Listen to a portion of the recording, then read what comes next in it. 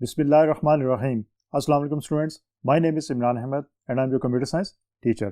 Students, आज हम अपनी क्लास 10 का चैप्टर नंबर 6 की एक्सरसाइजेस का लेक्चर देखेंगे। और स्टूडेंट्स, अगर आपको प्रीवियस लेक्चर्स याद हो तो हमने एक्सरसाइजेस के अंदर फिल इन द ब्लैंक्स को देखा था, हमने चूज़ द करेक्ट आंसर को देखा था।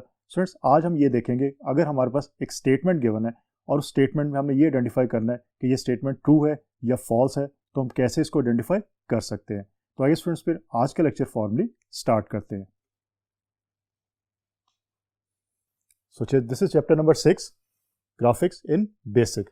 आज हम एक्सरसाइज में क्वेश्चन नंबर 3 सबसे पहले स्टार्ट करेंगे। Write T for true statement and F for false statement. So students, हमारे पास स्टेटमेंट गिवन होती है, हमने ये आइडेंटिफाई करना है कि ये ट्रू स्टेटमेंट है या फॉल्स स्टेटमेंट है। सबसे पहले तो आपने एक ही काम करना है कि आपने स्टेटमेंट को अच्छी तरह रीड करना है। रीड करने के बाद आपने आइडेंटिफाई करना है कि ये स्टेटमेंट जो है वो आपको क्या बताना चाह रही है, मीन किस एरिया से ये स्टेटमेंट ली गई है। फिर उस एरिया के जो कॉन्सेप्ट आपने पढ़े थे लेक्चर्स के अंदर, उन कॉन्सेप्ट्स को माइंड में लेके आए और फिर उन कॉन्सेप्ट्स की बेस के ऊपर आप जो आइडेंटिफाई करें कि ये स्टेटमेंट ट्रू है या फॉल्स है। सो लेट्स सी, स्टार्ट करते हैं। It is hard to see and measure a single pixel. सबसे पहले तो आपको पिक्सल के बारे में पता होना चाहिए कि पिक्सल होता क्या है। आपके जो स्क्रीन के ऊपर टाइनी डॉट होता है, मीन इनफैक्ट आपकी जो स्क्रीन है वो डॉट से मिलके बनी हुई है। वो जो एक डॉट है उसको हम कहते हैं पिक्सल। तो आपकी स्क्रीन के ऊपर जितने भी डॉट्स होते हैं वो पिक्सल्स ही कहलाते हैं। और स्टूडेंट्स, कहा ये क्या है कि it is hard to see and measure a single pixel. एक सिंगल जो आपका पिक्सल है उसको बहुत मुश्किल है कि आप उसको देख सकें या उसको मेजर कर सकें। इट इज़ ट्रू इनफैक्ट, क्योंकि बहुत ज़्यादा अगर पिक्सल्स हो तो फिर ही आपको स्क्रीन के ऊपर जो एक स्क्रीन स्पेसिफिक या कोई इमेज नज़र आता है। अगर स्पेसिफिकली सिर्फ आपको एक पिक्सल नज़र आएगा तो इसका मतलब है कि आपको इनफैक्ट हो सकता है वो नज़र ही ना आए, आप आइडेंटिफाई ही ना कर सको। तो इसका मतलब है कि ये आपकी ट्रू स्टेटमेंट है। The format of color statement depends on the text mode. अब स्टूडेंट्स, यहाँ पे ये कहा गया कि फॉर्मेट ऑफ कलर स्टेटमेंट जो है वो डिपेंड करता है टेक्स्ट मोड के ऊपर। यहाँ पे टेक्स्ट मोड है, यहाँ पे आपका मीडियम रेजोल्यूशन मोड नहीं है, हाई रेजोल्यूशन मोड नहीं है। और आपको पता है कि आप लोग कलर्स किस में यूज़ करते हैं, आप इनफैक्ट मीडियम रेजोल्यूशन मोड के अंदर उसको यूज़ करते हैं। तो ये स्टेटमेंट आपकी जो है वो फॉल्स स्टेटमेंट होगी।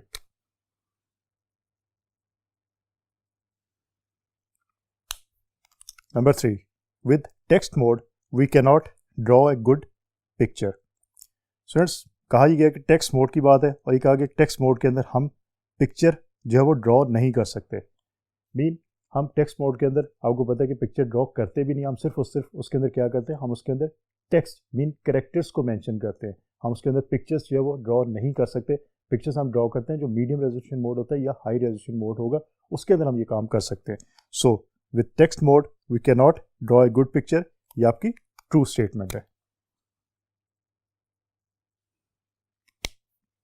नंबर 4, पी सेट या point set statement is use to specify the coordinates X Y. Students, अगर आपको ये स्टेटमेंट याद है, हमने एग्जांपल्स इसकी की थी कि पी सेट की स्टेटमेंट के अंदर हम एक्स वाई के कोऑर्डिनेट्स जो है वो मेंशन करते थे। तो इसका मतलब है कि ये स्टेटमेंट आपकी ट्रू स्टेटमेंट है। तो स्टूडेंट्स, जो एग्जांपल जिस तरह हमने एग्जांपल की थी अपने लेक्चर्स के अंदर, वही एग्जांपल्स इनफैक्ट आपके क्वेश्चंस के अंदर भी मेंशन होती हैं। और अगर आपने उसकी प्रैक्टिस की हुई है तो आप फिर क्वेश्चन का आंसर दे सकते हैं। हमने फिल इन द ब्लैंक्स भी देखा था, वहाँ भी ऐसे कुछ क्वेश्चंस मौजूद थे। हमने उसके बाद देखा था जो हमारा बेस्ट चॉइस मीन एमसीक्यूज थे कि हमारे पास एक स्टेटमेंट गिवन है, 4 चॉइसेस गिवन है और हमने बेस्ट चॉइस जो आइडेंटिफाई करनी है। उसके अंदर भी कुछ ऐसे क्वेश्चन है जो हमारी एग्जाम्पल से रिलेटेड है, जो हमने इम्प्लीमेंट करके देखी थी। इसी तरह यहाँ भी आपके ऐसी कुछ स्टेटमेंट्स गिवन है जिसकी हमने एग्जाम्पल्स करके देखी थी। तो इसलिए मैं आपको लेक्चर्स में भी ये कह रहा था कि आप इसको बार बार करके देखें और बार बार प्रैक्टिस करेंगे तो आपके एग्जाम्स के अंदर जब क्वेश्चंस आते हैं तो आप इनका इजीली आंसर लिख सकते हैं। So this is true statement. अब स्टूडेंट्स, हम देखते हैं नंबर 5 के ऊपर हमारे पास कौन सी स्टेटमेंट अवेलेबल है और वो स्टेटमेंट हमारी ट्रू है या फॉल्स है। Let's see.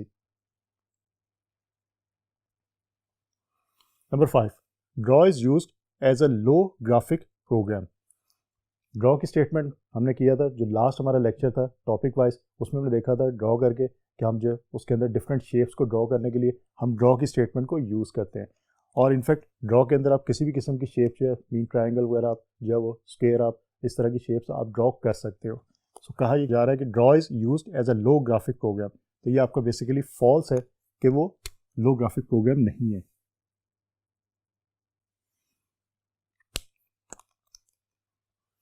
Number 6, 2 pairs of coordinates are used with line statement.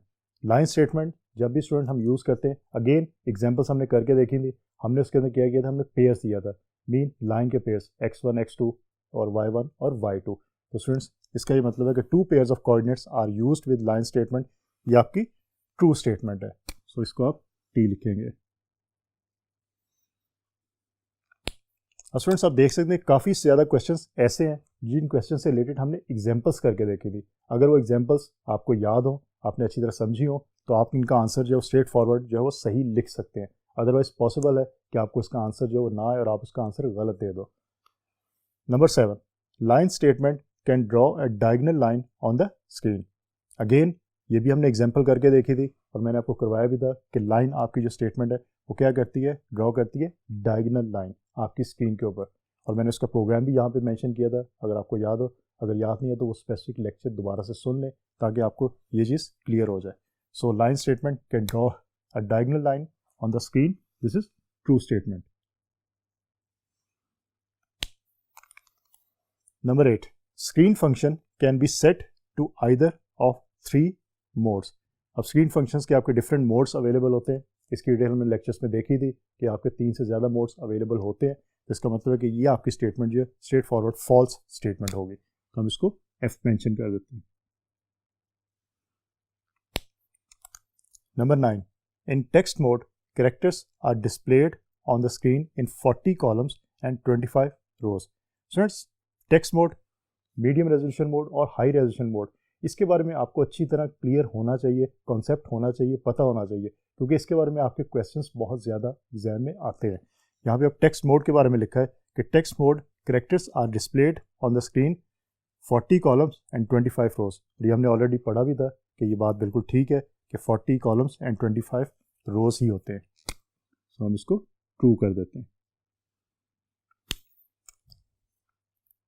Last one, circle statement can also be use to draw an ellipse.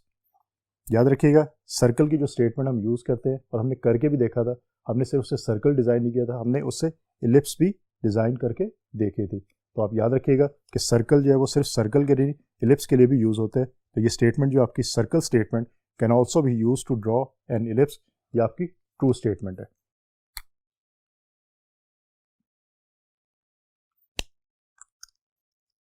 तो स्टूडेंट्स इस तरह आपके जो ट्रू फॉल्स हैं वो आप आइडेंटिफाई कर सकते हो. याद रखिएगा जैसे ही आपको स्टेटमेंट नज़र आती है, आप स्टेटमेंट को अच्छी तरह रीड आउट करें. रीड आउट करने के बाद ये देखें कि स्टेटमेंट आपकी किस एरिया से ली गई है, मीन चैप्टर के अंदर वो कौन सा एरिया था जिससे आपकी ये स्टेटमेंट ली गई है. उसके बाद आइडेंटिफाई करने की कोशिश करें कि इसके अंदर आपको आंसर मिल रहा है या इसके अंदर आंसर का हिंट आपको मिल रहा है. अगर आपको आंसर का हिंट मिलता है तो उसी की बेस के ऊपर आप आंसर जो है वो आइडेंटिफाई करके जो है वो आंसर सही आप लिख सकते हो. अदरवाइज जो एरिया अगर आपने आइडेंटिफाई किया है, उस एरिया से रिलेटेड जो हमने कॉन्सेप्ट लिए थे लेक्चर्स के अंदर, उन कॉन्सेप्ट को माइंड में लेके आएँ और फिर आप स्पेसिफिक आंसर लिखेंगे तो आपका आंसर कभी भी इंशाल्लाह गलत नहीं होगा. अब स्टूडेंट्स क्वेश्चन नंबर 4 की बात करते हैं. क्वेश्चन नंबर 4 में ये पूछा गया आपकी टेक्स्ट बुक में कि डिफाइन ग्राफिक्स, के पहले ग्राफिक्स को डिफाइन करें. जो आपने चैप्टर जब स्टार्ट किया था तब सबसे पहले हमने यही काम किया था कि इंट्रोडक्शन किया था. मीन इस चैप्टर का जो लेक्चर नंबर 1 था उसके अंदर इसकी डिटेल मौजूद है. Define graphics, give the names of graphic modes. Names आपके टेक्स्ट मोड है, मीडियम रेजोल्यूशन मोड है और हाई रेजोल्यूशन मोड है. और ये आपने जो लेक्चर नंबर 1 था हमारा, उसमें हमने डिटेल से देखा था इस चैप्टर का.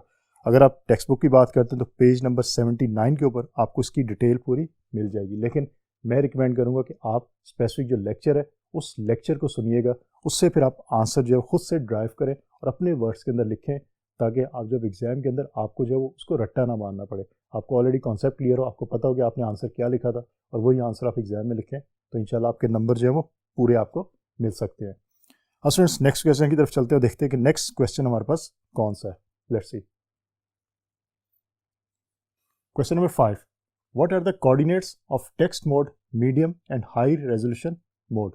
अगेन हमारा जो पहला लेक्चर था इस चैप्टर का, उसके अंदर हमने टेक्स्ट मोड की बात की थी डिटेल के साथ, हमने मीडियम रेजोल्यूशन मोड की बात की थी, हाई रेजोल्यूशन मोड की बात की थी. और अगर बुक की बात करें टेक्स्ट बुक में तो पेज नंबर 79 के ऊपर आपको इसकी कंप्लीट जो डिटेल है वो मिल जाएगी. तो अगेन रिकमेंड करूँगा मैं कि आप स्पेसिफिक जो लेक्चर है उसको सुने, वहाँ से आप आंसर जो है आइडेंटिफाई करें और अपने वर्ड्स के अंदर उसको अपने पास नोट डाउन कर लीजिएगा. Question number 6, describe the screen statement. Students हमने बहुत सारी एग्जांपल्स की जिसमें स्क्रीन स्टेटमेंट को हमने यूज़ किया है। इस क्वेश्चन के अंदर पूछा गया है कि आपने स्क्रीन स्टेटमेंट को डिस्क्राइब करना है। अगर टेक्स्ट बुक की बात करें तो पेज नंबर 80 के ऊपर स्क्रीन स्टेटमेंट के बारे में डिटेल मौजूद है और बहुत ज़्यादा डिटेल मौजूद है, लेकिन अगेन रिकमेंड किया जाएगा कि आप उससे रिलेटेड जो लेक्चर है उसको सुन के अपने वर्ड्स के अंदर इसका आंसर जो लिख लीजिएगा। Question number 7, right the syntax of circle statement, also give examples for explanation. Main circle जो स्टेटमेंट है उसका आपने सिंटैक्स लिखना है और उसकी एग्जाम्पल देनी है आपने एक्सप्लेनेशन के लिए। अगेन आंसर आपका पेज नंबर 85 के ऊपर मौजूद है, लेकिन हमने जो इसका स्पेसिफिक लेक्चर लिया था उसमें मैंने आपको इसका सिंटैक्स भी बताया था, उसके साथ मैंने इसकी एग्जाम्पल भी आपको करके दिखाई थी। तो वो एग्जाम्पल्स आप यहाँ पे आंसर में लिख सकते हैं, तो आप इसका ईजिली आंसर जो है वो ले सकते हैं। Question number 8, compare and differentiate line and draw statement. हमने दोनों स्टेटमेंट्स पढ़ी थी अपने लेक्चर्स के अंदर, एक लाइन स्टेटमेंट है, एक ड्रॉ स्टेटमेंट है। तो दोनों के दरमियान कंपैरिजन आपने करना है और डिफ्रेंशिएट करना है। आप एक टेबल बना के भी ये काम कर सकते हैं, आप पैराग्राफ की शक्ल में भी ये काम कर सकते हैं। जो टेक्स्ट बुक में पेज नंबर है 84, 85 एंड 86, वहाँ पे इनकी इन्फॉर्मेशन कंप्लीट मौजूद है। आप वहाँ से इन्फॉर्मेशन लेके इनको डिफ्रेंशिएट कर सकते हैं, मीन इनके अंदर क्या क्या डिफरेंस है आप वहाँ से लेके मेंशन कर सकते हैं आंसर के अंदर। स्टूडेंट्स अब 8 के बाद क्वेश्चन नंबर 12 की तरफ हम आते हैं, जो दरमियान में आपके 9, 10 और 11 है। उसके बारे में फिर नेक्स्ट लेक्चर के अंदर मैं आपको डिटेल के साथ बताऊंगा कि उन क्वेश्चंस के आंसर हम कैसे लिखेंगे। सो क्वेश्चन नंबर 12 की हम पहले बात करते हैं। डिफाइन कलर स्टेटमेंट, कि कलर स्टेटमेंट को आपने डिफाइन करना है, मीन उसकी डेफिनेशन लिखनी है। How many colour backgrounds are available with colour statement, और how many colour backgrounds available होते हैं कलर स्टेटमेंट के साथ, आपने ये चीज़ बतानी है। स्टूडेंट्स स्ट्रेट फॉरवर्ड आपकी जो बुक है उसमें जो पेज नंबर 81 और 82 के ऊपर कलर स्टेटमेंट की डेफिनेशन भी मौजूद है, और उसके अलावा आपको ये बताया गया कि बैकग्राउंड कलर्स कितने अवेलेबल हो सकते हैं कलर स्टेटमेंट के साथ, तो वहाँ से आप इसका आंसर इजीली ले सकते हैं। लेकिन अगेन मैं आपको रिकमेंड करूँगा कि आप इसका स्पेसिफिक जो लेक्चर है उसको सुन के वहाँ से आप आंसर आइडेंटिफाई करें और अपने वर्ड्स के अंदर अपने पास उसको नोट डाउन कर लें। अब स्टूडेंट देखते हैं कि हमारे पास जो नेक्स्ट क्वेश्चन है वो क्या है, उसका आंसर हम कैसे आइडेंटिफाई कर सकते हैं। So let's see. Question number 13, define the penalty. Students straight forward आपकी जो बुक का पेज नंबर 83 है वहाँ पे आपको इसकी डेफिनेशन और इसकी डिटेल जो है वो कम्प्लीटली मिल जाएगी। लेकिन अगेन हर क्वेश्चन में ये कह रहा हूँ कि आप लोग इससे स्पेसिफिक जो हमारा लेक्चर था उसको सुने, वहाँ से आप आंसर खुद आइडेंटिफाई करें, क्योंकि स्टूडेंट्स ये क्वेश्चंस हैं, इनके जो आंसर्स हैं आप रट्टा नहीं इनको मार सकते। रट्टा मारेंगे तो हो सकता है जब एग्जाम में क्वेश्चंस आपसे पूछे जाए तो आपको आंसर भूल जाए, इसलिए इसको समझें। जब समझ लेंगे इसको तो फिर आराम से आप इसका आंसर इजीली लिख सकते हैं जब भी एग्जाम में आपसे पूछा जाए। और समझने के लिए आपको स्पेसिफिक लेक्चर को सुनना पड़ेगा और उसको समझना पड़ेगा। क्वेश्चन नंबर 14 की बात करते हैं। Briefly discuss the pixel. Pixel की डेफिनेशन आपको पता होनी चाहिए कि आपकी स्क्रीन के ऊपर जो टाइनी डॉट होता है या टाइनी डॉट आप उसको क्या कहते हैं, उसको आप पिक्सल का नाम देते हैं। और आपकी जो स्क्रीन है मॉनिटर स्क्रीन होती है वो पिक्सल से ही मिलके बनी होती है। अगर हम टेक्स्ट बुक की बात करें तो पेज नंबर 79 के ऊपर पिक्सल की डिटेल मौजूद है, वहाँ से आप पिक्सल की डिटेल ले सकते हैं और उसको अपने आंसर में मेंशन कर सकते हैं। लेकिन अगेन स्पेसिफिक लेक्चर को सुने, उस लेक्चर में से आप इन्फॉर्मेशन गेट करें और अपने आंसर में लिख लीजिएगा। तो स्टूडेंट्स आज जो हमने क्वेश्चंस किए थे उसमें सबसे पहले हमने क्वेश्चन देखा कि अगर हमारे पास एक स्टेटमेंट गिवन है, हमने ये आइडेंटिफाई करना है कि ये स्टेटमेंट हमारी ट्रू है या फॉल्स है, तो हम कैसे कर सकते हैं। अगेन स्टेटमेंट को अच्छी तरह रीड आउट करना है, रीड आउट करने के बाद ये आइडेंटिफाई करना है कि किस एरिया से स्टेटमेंट ली गई है, और फिर उस एरिया के कॉन्सेप्ट्स को माइंड में लेके आना है, और फिर उन कॉन्सेप्ट्स की बेस के ऊपर हमने ये डिसाइड करना है कि ये स्टेटमेंट हमारी ट्रू है या फॉल्स स्टेटमेंट है। फिर उसके बाद हमने कुछ और क्वेश्चन जो है वो देखे और हमने ये देखा रेफरेंस के तौर पे कि हमारी टेक्स्ट बुक के अंदर उनके आंसर्स कहाँ पे मौजूद होंगे। स्टूडेंट्स अगेन मैं आपसे ये कहूँगा कि आंसर्स के लिए आप उस स्पेसिफिक टेक्स्ट पेज पे जाएं, उसके बाद आप ये देखिएगा कि उस स्पेसिफिक पेज के ऊपर जो टॉपिक है उस टॉपिक से रिलेटेड जो हमारा लेक्चर था उसको ज़रूर सुनिएगा, ताकि आपको आंसर जो है वो अच्छी तरह क्लियर हो जाए। क्योंकि आंसर को आपने समझना है, आंसर को आपने याद नहीं करना। याद करने का मतलब कि आपने रट्टा नहीं उसको मारना, क्योंकि अगर रट्टा मारेंगे तो एग्जाम्स के अंदर जब क्वेश्चंस आएंगे तो आपको हो सकता है क्वेश्चंस के आंसर भूल जाए। इसलिए उसको आपने अच्छी तरह समझना है और उसके लिए आप स्पेसिफिक लेक्चर को लाजमी सुनिएगा। तो फ्रेंड्स होपफुली आज का लेक्चर आपको अच्छी तरह समझ आ गया होगा। इंशाल्लाह अगली दफ़ा नए लेक्चर के साथ दोबारा मुलाकात होगी। तब तक के लिए अल्लाह हाफिज़।